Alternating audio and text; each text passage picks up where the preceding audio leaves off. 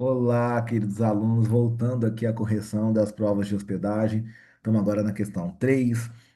A gente fala à medida que a prova vai passando, né, o nível de dificuldade vai aumentando aí, né, para ter essa evolução pedagógica aí da prova.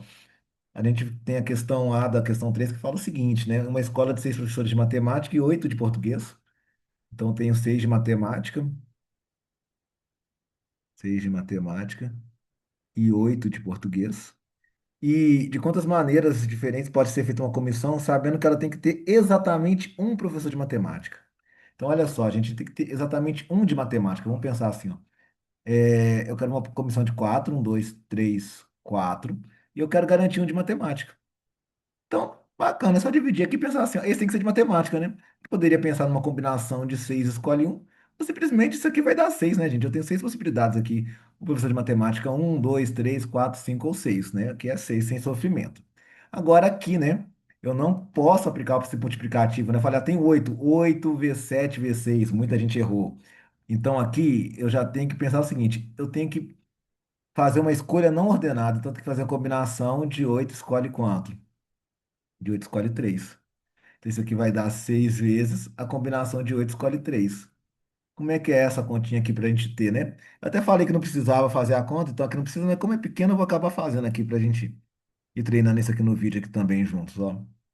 Então, ó, 6 vezes. Mas o mais importante é o fato, é saber o que acontece, né? Tanto é que quem só escreveu isso, total, porque eu avisei que não precisava fazer a conta. Mas como nós estamos aqui mesmo, nessa brincadeira, vamos fazer aqui, ó, 8, 5 vezes 3 fatorial, que é 3 já corta com esse 3, né?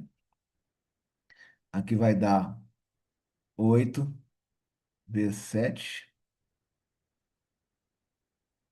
vezes 6 que corta com o 5 ali, né?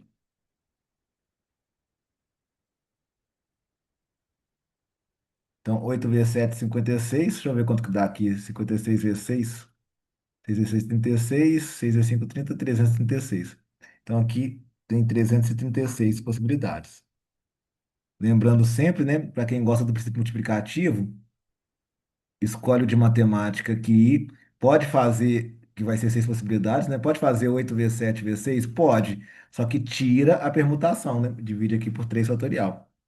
Esse corta com esse. 8 vezes 7 vezes 6. Eita, peraí.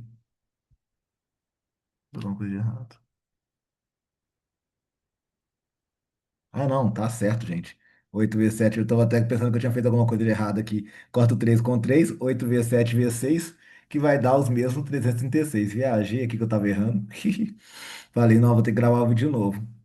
Tá? Então, aqui no caso, faz o princípio multiplicativo, tira a permutação dos três, multiplica aqui 6 por 8 vezes 7, que vai dar o mesmo 336. Bacana? Essa aí foi a questão letra A, da 3.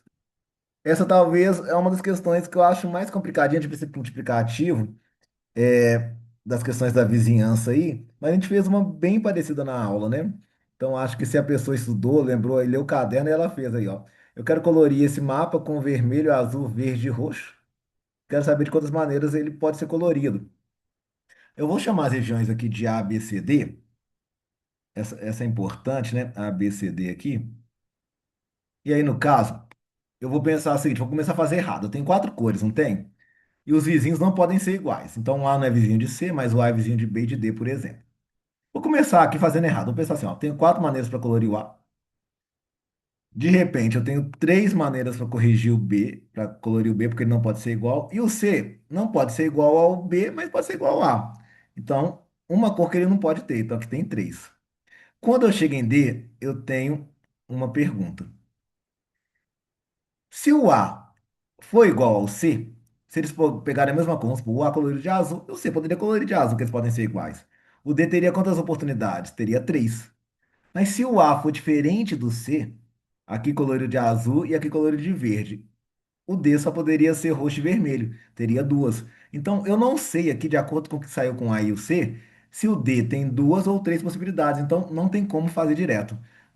Digo aqui, ó, não tem como fazer direto, tá? Se você fez direto, você errou Infelizmente aí errou miseravelmente, né? Não tem como fazer direto. Então, a única coisa que eu posso fazer aqui é dividir em casa, aqui, ó. Vou colocar o caso um. Repara que o A e o C são fiel da balança para o D, né? Então a gente vai fazer o seguinte, ó. Tem outras maneiras também, tá, gente? Mas uma maneira que eu gosto aqui é pensar que o A é igual a C e vou pensar quando o A escolhe uma cor diferente do C. Então vou colocar aqui, ó, o A, o B, o C e o D. Vamos colocar quando eles são iguais. Se o A tem que ser igual a C, o A tem quatro opções. O C tem quantas? Muitas pessoas colocam quatro. Não, velho, ele tem que ser igual, ele tem que ser a mesma do A. Então ele tem uma. Qual uma, professor? A que saiu em A.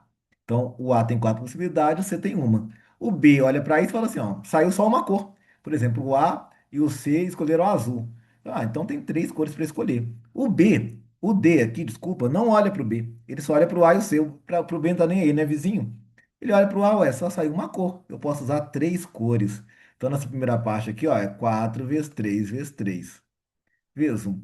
4 vezes 9, 36 possibilidades. Aqui, ó, quando o A é diferente do C, vou colocar aqui A, B, C, D. Se o A é diferente do C, se aqui é 4, aqui são 3, né? Ele usou uma cor, por exemplo, usou o azul. Aqui vai sobrar três cores para o C. Ele usa outra cor. Então, ele tem três possibilidades. O B não pode usar a mesma coisa que o A e o C. Então, aqui ele vai ter duas chance. E o D? O D não olha para o B. Ele pode usar a mesma que o B, não tem problema, mas ele não pode usar a mesma que o A e o C. Como já saiu duas cores, aqui também é 2. Então aqui vai ser 4 vezes 2 vezes 3 vezes 2, né?